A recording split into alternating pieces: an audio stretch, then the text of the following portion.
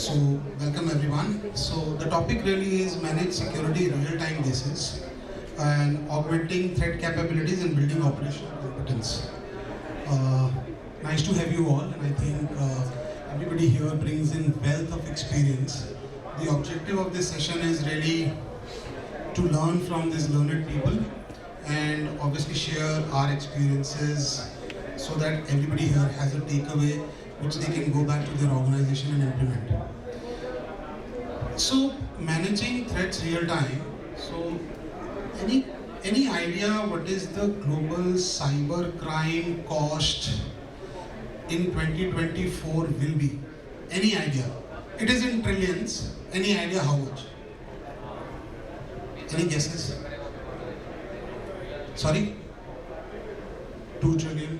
Anybody else? Okay, the prediction is 10 trillion and 2025 is 17 trillion, which comes to about $190,000 every second. And the rate of device getting infected is every 11 seconds, one device will be infected. So that is the threat we are talking about. So it is very important that we pay attention. So the topic itself is very interesting. Right? We are talking about real-time threat defense. So my question, and I think I'll go with this question very real-time. Is it still an aspiration? So we'll start with you. Or we are doing it now? So that's it. It's an aspiration to a large extent. I agree that it's still an aspiration. But the need is obviously real. So while it's being aspirational, everybody want to monitor, detect, monitor, detect, everything should happen on it. But the question is really, is it happening, right? Or can it happen? These are two questions.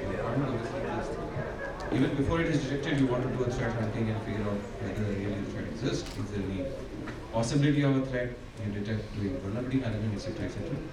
But the real thing is that, though the requirement and need being there, not any organization of the size and scale can do it, right? And even a smaller organizations, large organizations, both have their own challenges. But yes, the need exists, the solutions do exist, but it is not matured enough where we can go ahead and do it. There's still a danger to be covered. There is a long way to cover because it's, we're in a game where you should not be ever perfect. Security is something where you have to always do a catch up. It's a work in progress. Is my favorite word is a work in progress. So whenever a company says that you've done excellent, and that cannot be achieved to my understanding. It's an area where there is always an improvement. There is a work in progress, and it's a never-ending game. So if you build a process and build a system, whatever you do is always following sort of what can happen. Other interesting point I just want to do is because ultimately as a CISO or a head of security, you stand in front of the board and say, look, I'm investing so much, what is the return? And obviously it's very difficult to justify the return, and therefore this is the investment that you need to do it. Requirement exists, real time, yes. The processes or systems exist, yes, we are going to be towards that direction. Everybody has it, probably in my view, it's still a milestone. Now, coming back to what I do and why I play, because we do have a very complicated SOC, and then we have to maintain and safeguard the country's critical infrastructure. There also, we always try to be as much as we can. So we always strive to respond to the incidents in most of the automated manner, with least manual interventions, right? And it has to be simultaneous the way it is put forward. So with that note in mind, I'd like to, ask others panelists to give their views. I completely agree. Everybody's dream is to have the threat detected in real time, but that will remain aspiration throughout the life. Everybody will say that, you will be able to achieve this thing in a fix and pockets, you can say. But always you have to remember there is a weakest link of as a people. There will be a person who will click on the link. It may be a mistake, it may be intentional, or something else. Think about a person working in a factory. I'll give an example specifically. working in a factory, getting a message from his MD saying that you need to do this. That poor guy definitely will say that I will do it. That's the weakest thing. So there are technologies which has improved our threat detection from, say, previously if it used to take 200 days, now we are taking 10 days or maybe less than. Or it will improve to say 1 day or maybe 1 second or 1 minute. But always there will be a delay where the hackers will be in front of us, and now the new threats which are getting generated, which are coming into the picture, you have to always be on your toes. So that's, and specifically wherever the regulated entities are there, they are following too much technologies or the regulations are there, mitigating along with it. But there are many organizations who does not have any regulatory authority. Say manufacturing industry, we are good with the IT. What about the OT? These are still driven by they are still running on Windows XPs. What will do that? The lifespan of a OT machine is 10 to 15 years compared to the IT machine, which is a max to max 1 to 4 years. So everybody's, as I said in the starting again, I will repeat, everybody's dream is to have the threat detection in real time, but that will remain the aspiration. That's my personal view, but we can reduce that. Thank you. Arvind, coming from Trellix, right? What are your thoughts? What are you seeing in the industry? I think the panelists have already said it's a journey, and if you look at the biggest frameworks, and you look at SANS talk about stock maturity, and it's always a journey. What I will add to this is that the goalpost also keeps on changing. Right? None of us thought about life after COVID will change that much from an IT security perspective, right? Also, we look at new frameworks. None of us were discussing monetary framework a few years back, and now every SOC team is spending time, right? Spending money on that, understanding it, getting that into their daily operations and so on. So not only it's a journey, the second part of it is the goalpost itself keeps on changing. So we need to be agile, we need to be flexible in quickly understanding this change and incorporating whatever technology, whatever tools. So coming from Trellix, we use similar tools, right? So we have to adapt, we have to make it from a tool perspective, then absorb that in existing regulations so that we can continue the journey. So it is a journey, as the panel said. The only thing is, I want to add is, goalpost changes, we need to be agile, and we need to learn quickly, we need to add those skill sets immediately so that we are ahead of the other. So that's my Okay, so I'm the last, but I'll give it a try. I broadly agree with what my co-panelists had to say, and I probably want to add a couple of points. I mean, real time, near real time is debatable. I think the point is that if you aren't able to detect something real time, it's still okay if you don't get compromised. But if you do get compromised, then you start wondering whether my defense mechanisms are working well when I need them. And that is really a function of how you've actually built your defense mechanisms. And when I say that, what I mean is, I mean, look, if you look at a pharma organization, right, most Indian pharma organizations, as an example, are into generic drugs, which is basically a manufacturing plant that has the API formulation that manufactures these drugs, and use a software called LIMS system. This is the heart, right, of the pharma organization. Now, if this gets disrupted, there will be cascading effects on patients, on all of us. It will have cascading effects on the stock prices, which we saw a couple of years ago. It will have cascading effects because FDA will come and shut down. Now, if you have to really take the money that you want to invest in cybersecurity and put it in somewhere for near real-time detection, this is an area that you need to put from a pharma organization, as compared to securing corporate email systems. So even if you wish to do near real-time or real-time, I think the question is really around how you look at your business, and with that context and with that lens, deploy controls. But having said all of that, you can be real time, you can be ahead of the attacker, just near real time. Just make sure that we don't get compromised, and if you do, you're at least back to normal as soon as possible. Thank you. So, I think everybody aspires to be real time or near real time. So, I was just reading 1-10-60 rule: 1 minute to detect, 10 minutes to analyze, and 60 minutes to remediate. Primarily, it is driven by two figures. I was reading an article that if an advanced adversary is on your network for more than 1 hour 58 minutes, the chances are that you have lost half the battle. Because then if he's inside the network for more than 2 hours, then obviously he has everything he wants to actually move or stuff like that. So anyways, moving to that, we all aspire to be real time. So one of the questions that comes to my mind is, we've been working with traditional SOCs, L1, L2, L3s, and alerts have been increasing exponentially for everyone. Right? Humanly, I feel it's not possible to analyze alerts in today's world. When people are moving towards real time, number of people in SOC, can that be directly proportional to the number of alerts that we are seeing, or we need something else? And Arvind, I'll start with you. So Yeah, I've had a lot of similar discussion, right? We call it throwing people at the problem, right? In real world, we're not seeing that. Why? Because when we are dependent on the human factor, we see that the skills matter, the experience matter, and it's not a scalable model, right? You might have a good day in your security operations when you got 10 alerts a day or 5 alerts a day. Life is good. You might have a very bad Friday, right? So when you put everything on the human factor, it doesn't work. And there nowadays, what we're seeing is a lot of automation is coming in.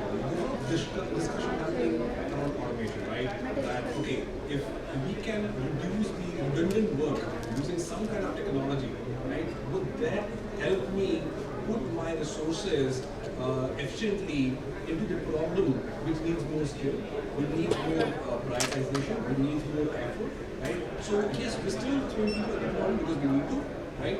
Not everything can be automated, but if you have a skill, you have to make sure you're efficient. Just depending on people, that's one of the what is practitioner's point of view? So I think you need to have base of technology. So what I believe personally is that you buy all the systems that is necessary. If you don't have the skills, because in cybersecurity, those who are hacking, they are much more sophisticated. The attacks that we are facing today versus attacks which we have faced earlier, these are huge difference. The attacks today is much more sophisticated, much more planned, much more persistent is what my understanding is. Now, if you have to look at and deal with those attacks which are very persistent in nature, very sophisticated, you need to have people who are who can think like it. So the way this computer systems are designed is that we put the logic and then it works, right? The logic is put by someone else. We put the business logic. What is a piece of software? It's all about business logic. It does an automation. So if you're that thinking, it has to come from a human. And in this case, every SOC, every entity is unique in the area the way they operate. Maybe the Airtel SOC will be very different because it's catering to a customer, B2B, B2C and other things, right? It may be carrying something which others may not be. Now the attack patterns, attack vectors, things will be very different from the financing, right? Now the question really is what thinking, what skills, and what skill resources that you're building, so that they can tune the tools rightly. They can develop the right processes, right algorithm, right use cases. So you detect and get a visibility on those jobs. For example, just give you an example, right? Earlier we didn't used to put so much pressure or maybe a business case to understand that what is really happening with users within your systems. You want to really want who's accessing, how many passwords are correctly and so on. Now because there are certain incidents which are happening in that group, then we need to be really consistent to know what use cases you have developed. You can find it. So the need for a human and very intelligent, I call it as very intelligent, is very important, not just a system. And you need to have higher skills is the gap, whatever you are expecting from your teams versus the attacker's point of view. You need to have as competent people as attackers, and you need to develop the skills and thinking how an attacker can attack to you. So those are very important. Then you can build your processes, programs, policy procedures, and even rules, use cases. That's the kind of value that you get from the professional. Kishan, there have been a lot of talks about last couple of years that L1 in SOC can be eliminated because there is so much automation and mundane. Do a hunting, which is a very good thing, which I can say. That's a brilliant idea they have taken. So why do I need just to see there is a one IP is trying to connect to the internet? I don't need to see that. It will connect. Then more and more correlation. You have to concentrate on the correlation part between the multi data sources, or have multiple combination of the data sources to find out the actual intelligence. See, there will be multiple or thousands of vulnerabilities in each and every application. Each and every system is having 10 or 20 technologies in cybersecurity technology. Plus, there are 10 or 20 applications which are needed for the business. So think about that, how much vulnerability will be generated by all these 30 to 40 technology deployed on a single endpoint machine. So all will not be you will not be able to close them. Things which are exploitable. So that task can be avoided by automating many things and then utilizing the same people to do the more threat hunting like L2 or L3 task and so on. Thank you. Suresh, your thoughts on L1 being eliminated from SOC? Is it possible, not possible? The short answer is mostly yes, I would say. I'm a great fan of automation, and the way we look at it is we look at L1 engineers performing some activities based on what they see on the screen, which is very rudimentary in nature, to put it very mildly. So all of that can get automated, which we call activity automation. Right? That's the first part of it. The second part of it, which is a slightly more complex, is Rishi, I don't know whether this is L1 or L1.5 or 2, but is really around looking at multiple feeds that are coming in. Say, for instance, firewall logs, DLP alerts that are coming in, or for that matter, the EDR providing some alerts, the threat intelligence giving you and kind of contextualizing this whole mess. So there's an amount of automation that can happen there also, which is for us, what we call the security value chain. But all of this is just, these two are really about how you really build some efficiencies within the SOC. The real need for the SOC is so that you give the right kind of advice to the technology team so that they can go and remediate. So from the time you have an early warning signal up until the time you log an incident and the time you trigger it off with the ITD to the application owners, to the database owners, till the time they go and close it, that also is a value chain of automation. So these three are examples of automation that one can undertake. Now, depending on how fat your wallet is, which one you will probably prioritize. And the reason I'm saying that is because look, when you talk about automation, you build and invest today for a savings that you expect tomorrow.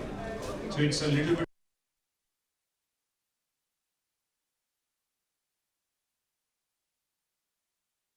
much as you can consume. Hold your thought. So wear your consulting hat, right? And we want some tips from you. We all are running some sort of legacy SOCs where we have L1, L2, L3s. Where should we start our journey for so-called SOC transformation?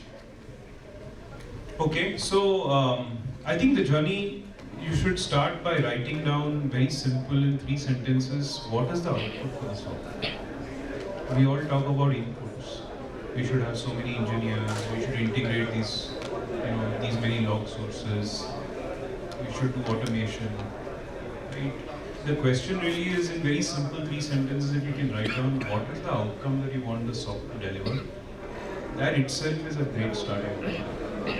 Because then you know you have clarity about what the business needs from you, how that actually gets translated to what security is protecting in terms of value, and what part of that is actually SOC kind of delivery.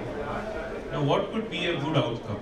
I mean, a good outcome essentially could be that, we don't want any known vulnerabilities in our enterprise up until 99.5% of the times, right? You have to build your patching program around this, you have to build your program around vulnerability scanning around this, you have to set up your SOC use cases to deal with this. So I think that's really the beginning of a SOC transformation journey. And most of the managed services or the SOC that we run, in fact, this is the first step. Our first step is not to do, threat profiling and use case development. All of that is secondary. So that's how I would do it. So you talked about SOC, Dr. Uttam. What is your take? How do we start SOC transformation? SOC transformation is important because we are looking to reduce the number of incidents and risks. And if you have to really look at what event or incidents are getting earlier, pre-COVID versus today, there's significant improvement and increase in that. Now, you cannot just continue putting more and more. So you have to look for an automation where most of the jobs can be done through systems. Now, what level of automation, it all depends, and what progression that organization should, process that organization should take. But my key take is that you should automate as much as you can. Right? That's one. Whether it is L1, L2, or L3 is all our definitions. The important is what is the outcome that you're trying to do. So for me, if I'm looking at heading operation, my outcome is that there should not be severity and severity inside in my operation. And there should be zero business disruption. That's the outcome I'm trying to drive. Now what effective manner I can do it, whether through an automation or from other procedures, I should achieve it. I think that's where you should look at what is your ultimate objective, what is the outcome you're trying to drive, and then look at what you have, because I think there is a lot of issues related to independence also. I should bring that out as well. While there could be a view from a consulting that look, we can get away from anyone. It all comes at cost. And not many organizations today may be willing to take that cost. They have to do their own business case to see what justifies it. And they should build that basis on their understanding and their business, their context. But for me, if you ask me, the outcome you want to drive is there should be no security incident. There should be no impact on the business. Now, it is up to the organizations to drive how they reach to that goal. What level of automation, what level of tools. But the automation cannot be just a procedure. There will be other things also. So if you ask me, I would rather focus on building other controls, maybe tightening controls more. So I kind of rely on those that I should get less and more incidents on my place, right? So I look at my parameter security, parameter controls. I tighten as much as I can, so that at first level itself there is a reduction in terms of what is happening. So I look at those. I look at a fair bit of cloud infrastructure. I look at a proactive mechanism that if there is a misconfiguration, if there is a data leakage, if something is going on in my cloud infrastructure, I should be notified. So there are multiple things that you can touch upon before we just come to a SOC L1 and 2. Because that's one of the areas, but there are other areas in security which can probably give you much more result and which can give me a better security posture. So sorry, I'll take one more minute. Because many organizations don't have good patching, right? And when you look at it and go back and analyze why the incident really happened, what comes out is the system was not hardened. There was a vulnerability in the systems, old OS, and so on and so forth. So while SOC is more responsive, what can we do to make sure that my parameter, my systems, applications really fine-tuned, my rules and configurations and firewall is perfectly fine. We're doing all the basics in place. So SOC is one of the control, but there are other controls which can help in safeguarding these things, the security posture of organization. So if you ask me personally, what I will do is probably I'll spend more time in ensuring that my other layers of security is as strong as it should be, rather than focusing purely on reducing L1, because that's one of the layers, but other layers can give you more results. Thank you. So you talked about SOC output, you talked about automation, building hardening in the infrastructure so that alerts are minimized. What else from a SOC transformation will you? Couple couple of things from my perspective. See, as Sundar has clearly mentioned, you should look out at what is the outcome of the SOC. Along with that, we should see what are the things which you are taking in the SOC, and are we getting the required things in the SOC or not. If you are not getting the required, so you will not be able to hunt properly. You will not be able to get the things which you want to protect or detect and protect. You can say these are the this is a specific area. So other parts are there, like your technologies which are taken. How integrated with each other. The threat intel which you are taking to the SOC, how you are incorporated with your use cases which you are configured. Are you getting the configured use cases are getting detected or triggered or not? And then outcome of that particular thing should be implemented to reduce that. That's a complete life cycle which you have to continuously do it. Start from one data source, or you can start with a critical data source, which you can say and then go for a low-hanging fruit. You can start with like firewalls. There are three major things which are more to protect. One is your email security, one is your endpoint. These are the two major areas to which people are going to come inside. How do you able to get this detected in your SOC? So that should be the first priority, and then whatever the things which are moving around this should be the second priority which I can say. Arvind, coming to you. Do you think there are technologies today which will help in SOC transformation? And can you talk about some specific metrics which are looked at by SOC today? I'll actually start from the observation that right? A SOC, the first two things that they predominantly struggle with is reducing mean time to detection and reducing the mean time to investigate. How we quickly reduce the mean time reduction will depend on the quality of tools that we have and the quality of fine-tuning that we have. Once that is done, that is where mean time investigation comes into picture. And there is where automation steps in. There is where it can bring down the time, right? So data enrichment is one part of it, right? So there are a lot of tools, like basic security operation would be if you find a bad IP, bad URL, bad name, bad file hash, go and check what the other guys are talking about, right? You can tell solutions, flash solutions, so you can automate that. You can quickly use tools like source, for example, right? So your security automation tools, you can quickly do this job for you. It's a mundane task as well, right? The security team doesn't enjoy doing that validation every now and then. Right? So if you automate that, your SOC team stays, happy. You don't have to do this every day because how many times do we report bad efficiently, right?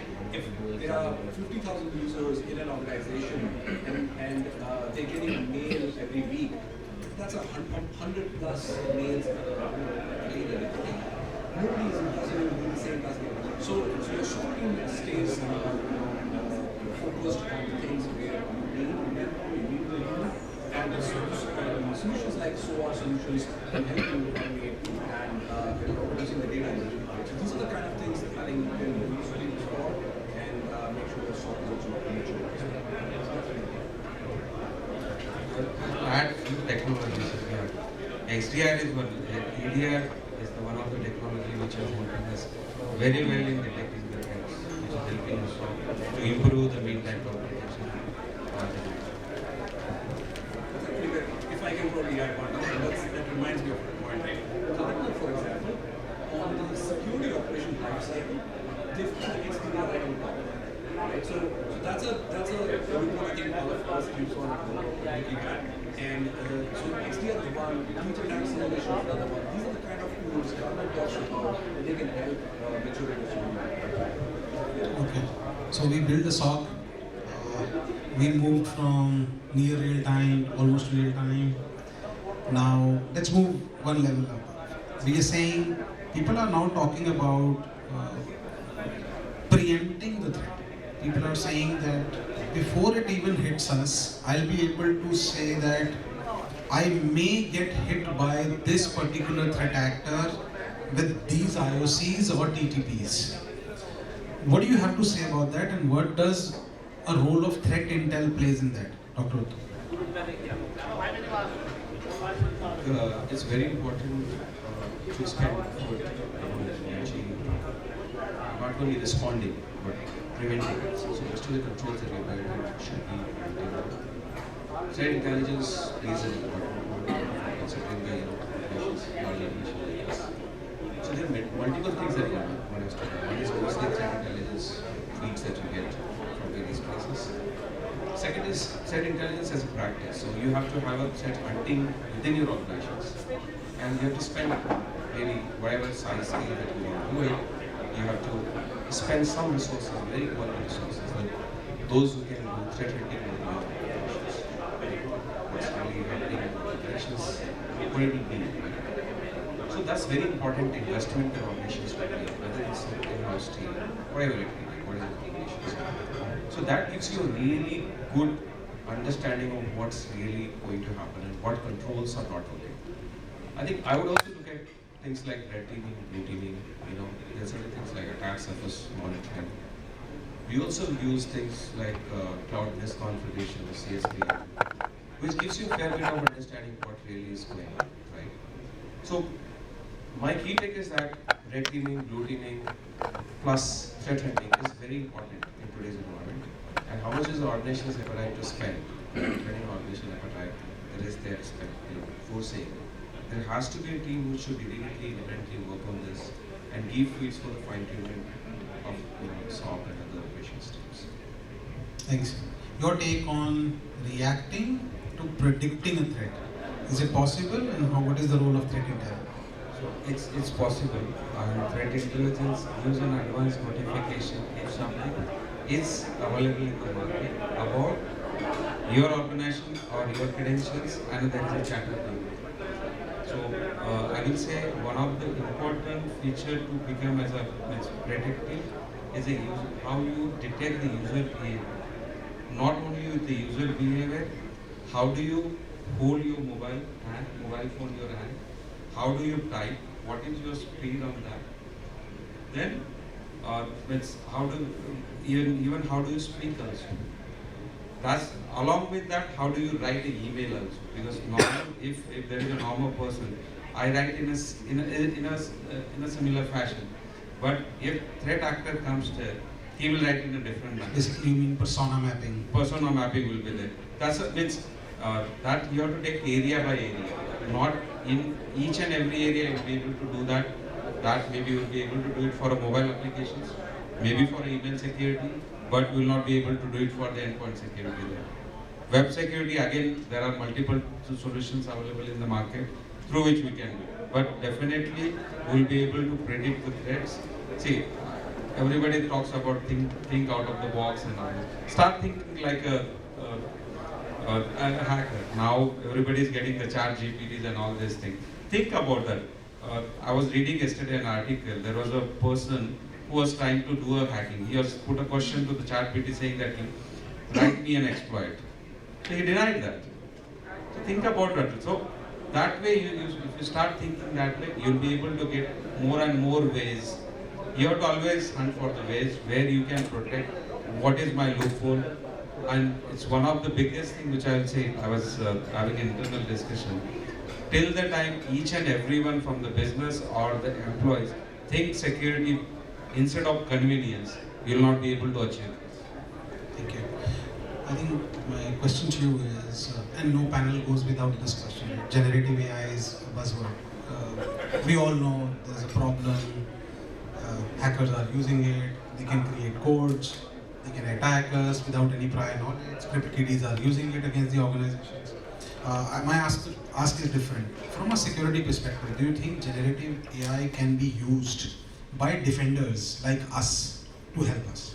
Absolutely, right? So coming back to, we were discussing that a few minutes back, skills. And we have human in our team, right? So we've got humans who need to have skills, and we can't expect them to have all the skills all the time. That's where AI can help us, right? If we are facing a new problem, you cannot go and hire a new person at that particular time. You need to quickly get that skill. And if you can get that skill out of AI tool, that's the best and the cheapest option. Right? So I think we should also accept AI as an enabler and see how quickly we can get some outcomes out of it. So like the example is that that was taken here was create an attack. Now what if we want to defend against a particular attack, right? What if I go and ask a question, hey, what is lockbit? I have no idea what lockbit is. I'm seeing that all customers or everybody on the newspapers are talking about lockbit ransomware. So can you quickly tell me what are the IOCs? Can you quickly tell me, I'm a banking customer, am I one of the targets of this particular ransomware or not? So these tools can also be an enabler as well. Right? So we should look at them as, we should understand what kind of prompts we need to run. So that's the only skill probably the SOC can quickly grab, that how to use those AI tools, what are the prompts that we have to run on those SOC tools, on the AI tools, which can give us an outcome, and then we can use that when we are against, fighting against that threat. So I think that's a very good enabler as well. Sure, thank you. Sundaresh, your take on Gen AI and how it's a boon to security? No, absolutely. It is a boon to security. AI in general is a boon to security, but your question is around Gen AI. If you look at the premise of Gen AI, it's about creating something new as opposed to predictive AI, which is about looking at trends and probably extrapolating that to a little bit into the future. So from a security defender standpoint and a SOC standpoint, one of the challenges that security professionals would face is how do they actually communicate an incident or what's happening in the SOC in very simple language that people at large can understand, right? In non-technical, so to say, language that people can understand. It could be pictorial, it could be graphical, it could be simple English, and so on and so forth. Now, in a typical SOC, where you have technically proficient people, you may not necessarily have the skills of being able to represent information in a way that's consumable to non-technical people. Now, that's where Gen AI can actually play a significant role, because if you have the right kind of data that's actually fed into the LLMs, it will create an output that's pleasing to the eye or easily readable to the user. Now imagine this in the time of an attack, when you have your board, your management, your CEO who's coming back to you and asking you every hour what's really going on, and you've got to tell them in terms that they can understand, right?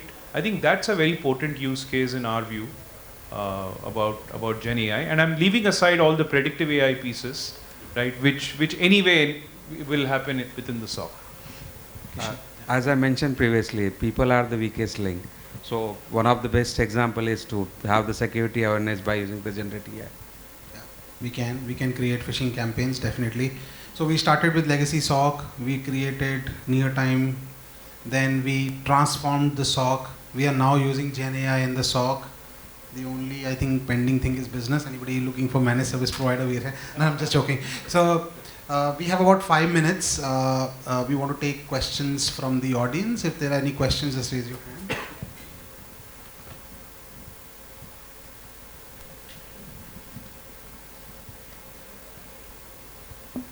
Yeah, it was a very insightful discussion because I'm from a non-IS background. Just a very basic question. We are talking about operational competency. So are there any tools on a governance perspective for CISOs to use, which encompasses whatever discussions you've had? How do you collate the metrics grounds up and report it to the management? You want to take that? I think I can take that. So basically what are organizations doing it?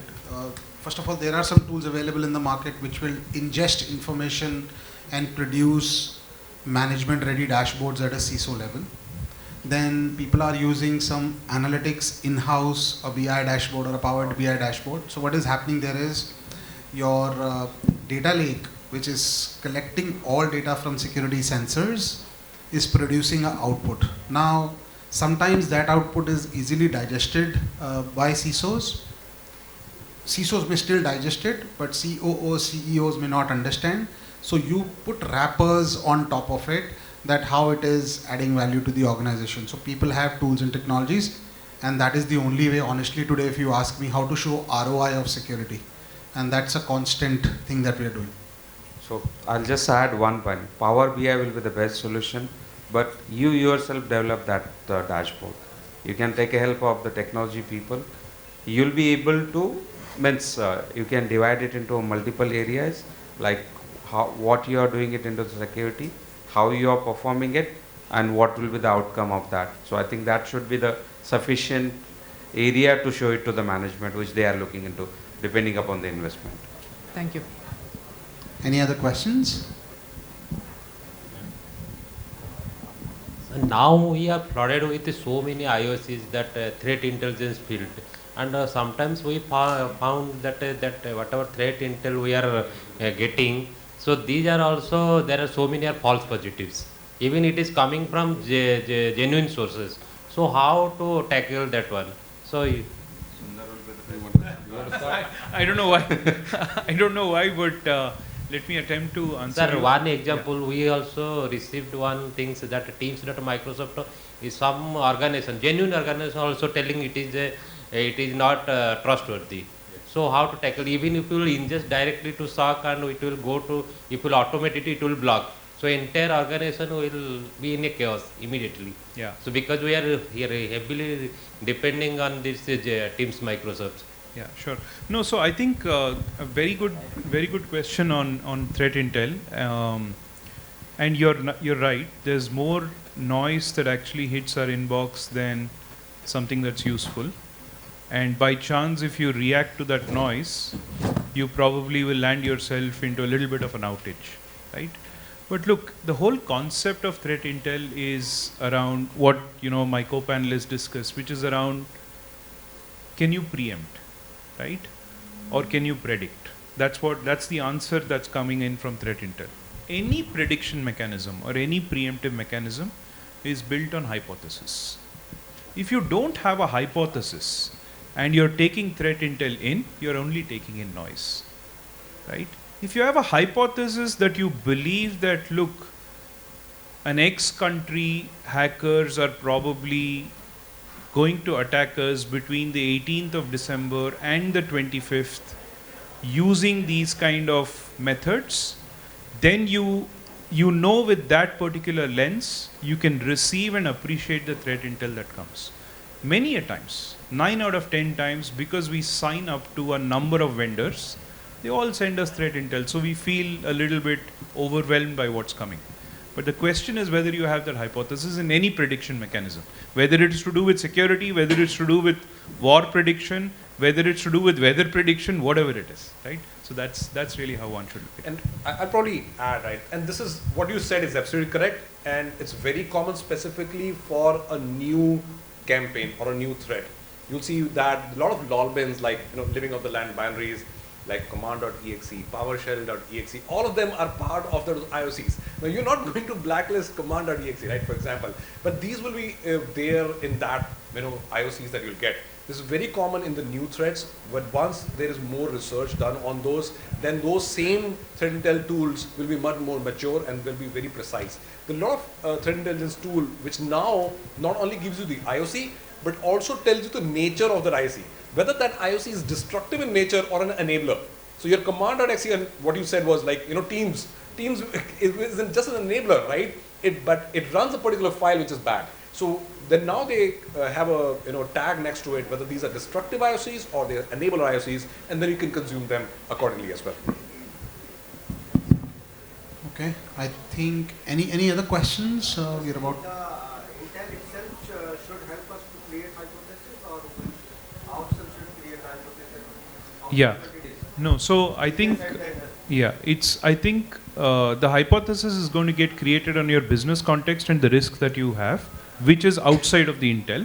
The intel either powers up the hypothesis to be true or false. That's really how one should look at it. Also trust your existing tools, because if you continue to do the IOC model, you will end up having thousands of IPs in your block list. So all those tools that you may have today, EDR, XDRs, already have a threat intel built in to catch hold of that. So rather than IOCs, work on TTPs. That will be my tip on it.